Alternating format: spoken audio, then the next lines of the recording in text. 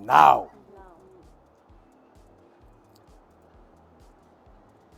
The current head of state, who is supposed to be exiting, has decided he wants to extend his rule kinyume cha sheria ya Kenya, kinyume cha katiba ya Kenya.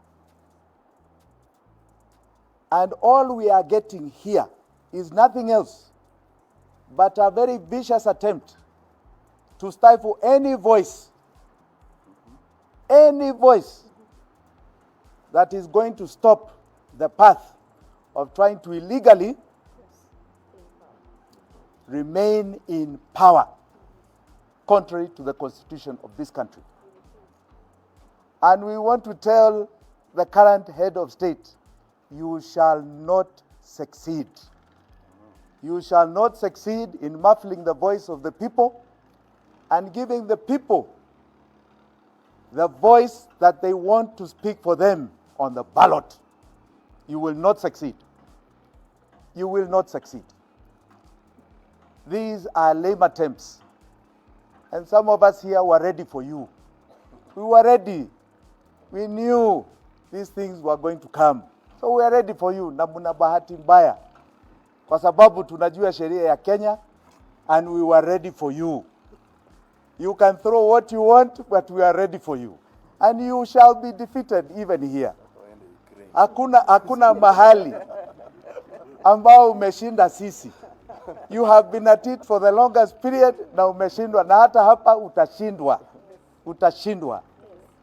The voice of the people is now beginning to be heard in large numbers. The people you are seeing standing with me here began individual contests and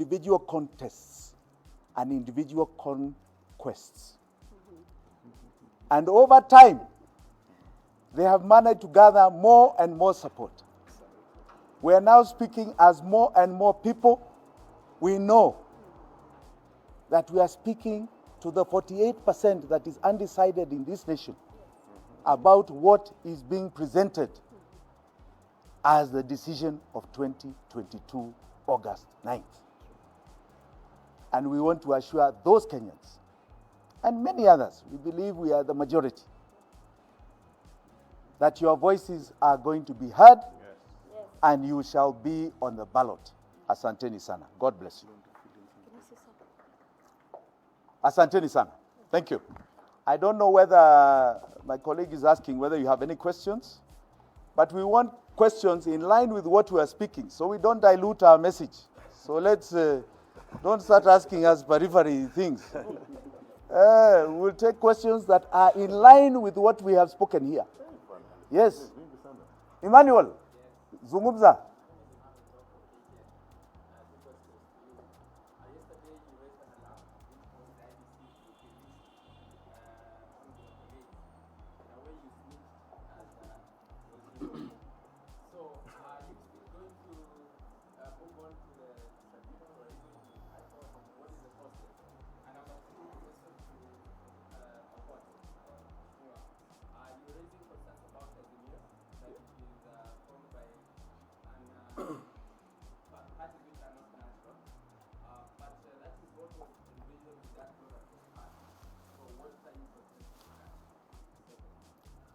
Good.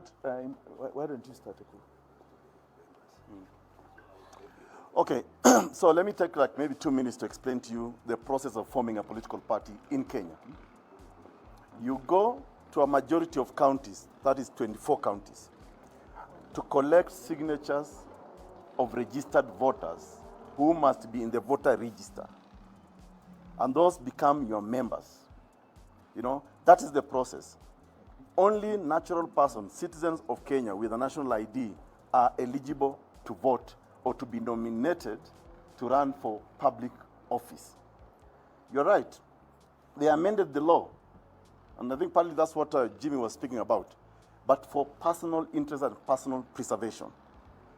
Now, because of the impunity in this country, people tend to be blind on some of the things that they do. It exposes their ignorance about matters law.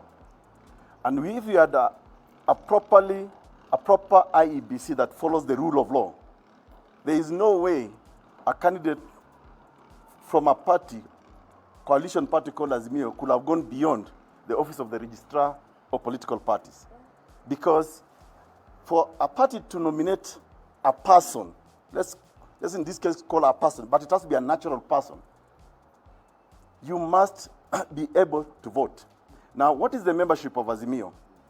The membership of Azimio are the various political parties.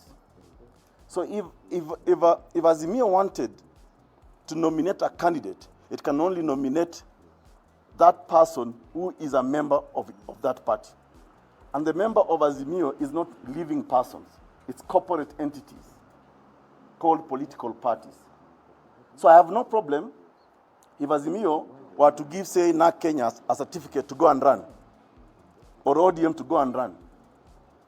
I had no problem with that. But they gave the certificate to a natural living person who is not a member of Azimio. Am I making sense? Why? I know it's difficult for you guys to comprehend this because... Yes. Let me explain to you, using the company law. If you form a company yourself, then you go and buy shares in East African breweries, for example, or another listed company. Using your company, not yourself as a person, you don't become a shareholder of East African breweries or that other company or Safaricom. Essentially, when you're not a member in that company, you cannot go in a shareholders meeting to vote. If you go on behalf of your company as a proxy. And that is why you see in the Political Parties Act, coalitions do not field a candidate. Because the Constitution under Article 99 and Article 137 only envisages candidates from political parties and independents. You remember when they closed the register on March 26, you could not hope after the nominations to another party. Azimio had no register to close because its membership is corporate, meaning these are legal persons. Once they are legal persons, they can't run. So the question here is, when we went for nominations at the Bomas, the first desk, you are providing your ID. They verify you have the original ID. They check on your face whether you are the same person, they confirm. The next desk was the registrar of political parties. They enter your ID number and see Ekuru Aukot is in third way, Miruru is in third way. Then the proposers and seconders the same way. So how did he establish that Raila Odinga was a member of Azimio? Because he's not. He's the party leader of ODM. We agree that ODM is a member of Azimio, but him as a person cannot, through a corporate entity, become a member of Azimio. Are we together? Huh? What you are talking about is there is a political coalition, then there is a coalition political party. Okay. Azimio is a coalition political party, and that's why Raila is running as Azimio. Let me explain to you. Ruto is running under UDA, but is under Yes, that is true. Let me explain to you here. Coalitions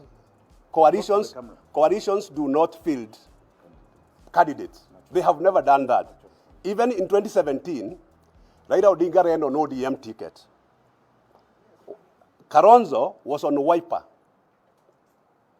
Are you getting me? Because political parties are the ones which field candidates, because the Constitution has only two kinds of candidates. So now Azimio is both a coalition and a political party. The problem here is, once you are in another party, you cannot be in two political parties at the same time. That is the law. You cannot be a member of two political parties at the same time. So when we are explaining this is that, if you are a member of ODM, you cannot be a member of Azimio by law.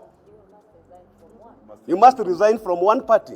So there's no way a party, especially where you are not even registered as a member, you can use it to run. It's common sense. It is common sense because you can't be a member in two parties. I think that's clear. Now, I think you're seeing the problems we're having.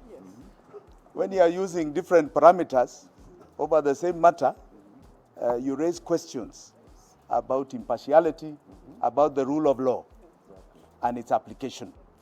Now, Emmanuel, you asked me a question. Let me ask Willis, my good deputy, to answer. Let me say this, Emmanuel. As I said, we are a country of rule of law. IEBC has applied the law on university graduates since 2013, and they cleared candidates. To confirm their position, they went to the High Court, and they got a High Court order enforcing their decision that once you've concluded all your coursework, once you've met all the grades that are required and you have a completion letter and the university has satisfied you itself as to your qualification, you are deemed to be a graduate. You've met the criteria. And that is what they've used subsequent from 2013 to clear candidates. So even when they cleared Nyambane on 28th, it was on the basis of that settled law. We did not snitch on anybody.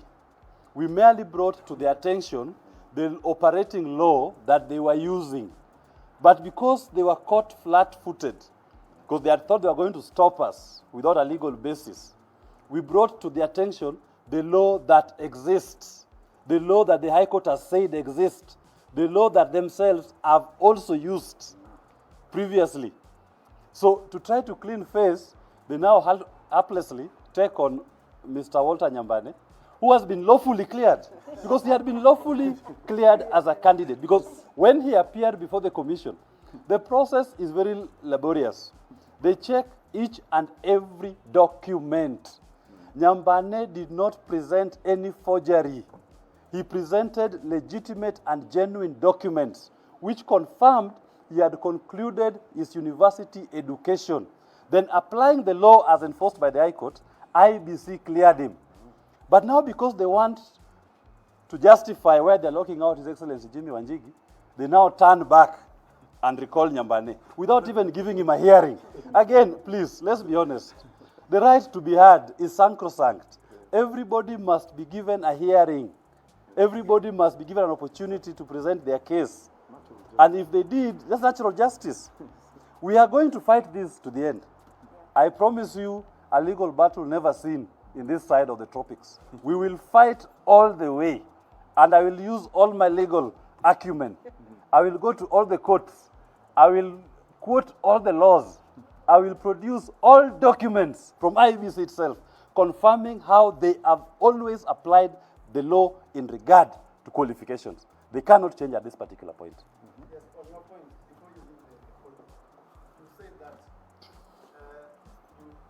once you have your transcript and you completed your coursework, Yes. you should be seen as a graduate. Yes, yes. Does it work that way? Because I will ask you, when people are going to graduate, before you are conferred a degree, Yes. you are called a graduate. Yes.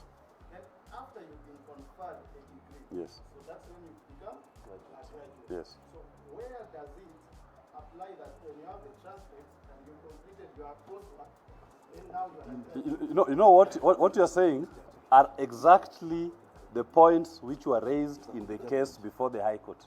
Exactly. The definitions you are saying in 2013. All those were discussed. The definition of a graduate, I'll give you the judgment when we leave here. And the court says, once you have concluded your coursework, you are deemed to be a graduate. That is what the court of law has said. If you have a problem, let me just finish. If you have a problem with that court order, right, which anybody can have a problem with the court order, we are a country of rule of law. There is a process to challenge it.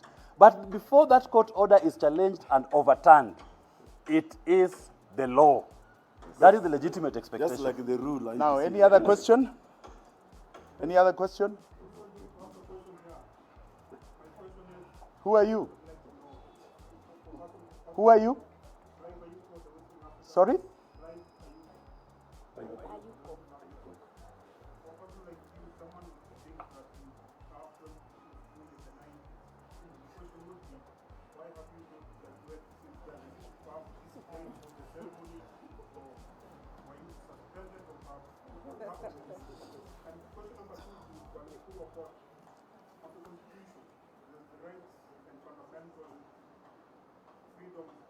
Enshrined within the Constitution, the right to vote, for instance. And also within the Constitution, there Where do you think the balance between fundamental rights and rights and legislations which have come to look through electoral regulation? No, I think we've got to be very clear here on what we're trying to achieve. I think Willis has articulated a position that is clear for all Kenyans about discriminatory treatment from an institution we are calling a special purpose vehicle. I think let's leave it at that, because if we start getting into some of these sideshows here, we're going in the wrong direction. Let's get some focused questions. But I think as we are talking, I think we have mentioned and we have said what we wanted to say today. I think we've been very clear about our intent and what we are calling the voice, that you're going to start hearing the voice of the people of this country. Asanteni sana.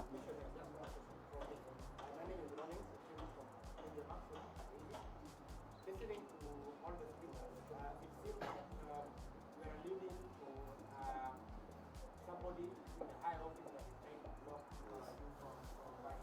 Who do you have in mind? I think I've been very clear that my candidature seems to be bothering one particular person. And that person is Uhuru Muigai Kenyatta. It bothers him. And I want to be categoric that he has tried before and not succeeded, and even now he will not succeed. I think you should ask him that question. I think because now I have made the allegation, I think you should ask him that question. Because he has used every special purpose vehicle at his disposal to do nothing else ever since he got to power, to frustrate the very one person who helped him get to that power to save his neck. So I think you should ask him. Say, I have made an accusation, yes, and ask him to answer. Asante sana. Thank you all very much.